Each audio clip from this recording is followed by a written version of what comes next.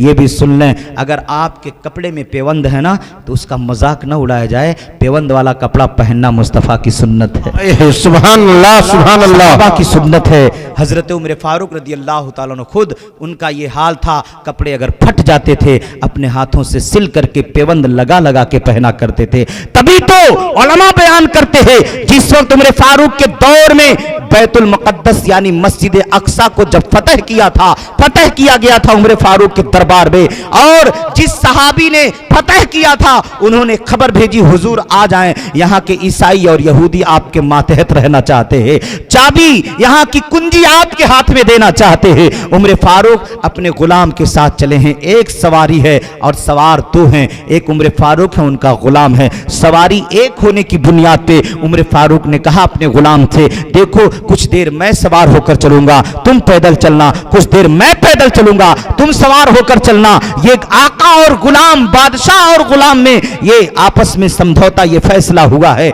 कभी वो सवार पे हैं, कभी वो सवार हैं, इस तरह से कभी उमर फारूक सवारी पे हैं, कभी आपका गुलाम सवारी पे है। चलते चलते जब फिलिस्तीन पहुंचे हैं और बिल्कुल मस्जिद अक्सा के करीब पहुंचे, वहां के बड़े बड़े पादरी अपने अपने कोठियों पे खड़े होकर देख रहे हैं कि वो बादशाह जिसके नाम से कैसरो किसरा कांप जाते हैं वो किस ठाट से आ रहा है, किस अंदाज में आ रहा है, किस हैसियत से आ रहा है। अब देखकर लोग दंग रह गए हैं कि आका पैदल चल रहा है, गुलाम सवारी पे सवार होकर आ रहा है। हैरत में देख रहे हैं वो बड़े बड़े पादरी, बड़े बड़े ईसाई देख रहे हैं कि क्या ये अंदाज है चलने का। अब जब बिल्कुल करीब हो गए, पूछा मुसलमानों से, यार तुम्हारा आका कौन है, कौन उमर है? तो लोगों ने बताया जो पैदल आ रहे हैं वो सुल्तान हैं, जो पैदल आ रहे हैं वो अमीरुल मोमिनीन उमर फारूक है, और जो सवारी पे बैठा है वो आपका गुलाम है। अल्लाहु अकबर। जब बिल्कुल करीब आ गए तो उस पादरी ने जो देखा था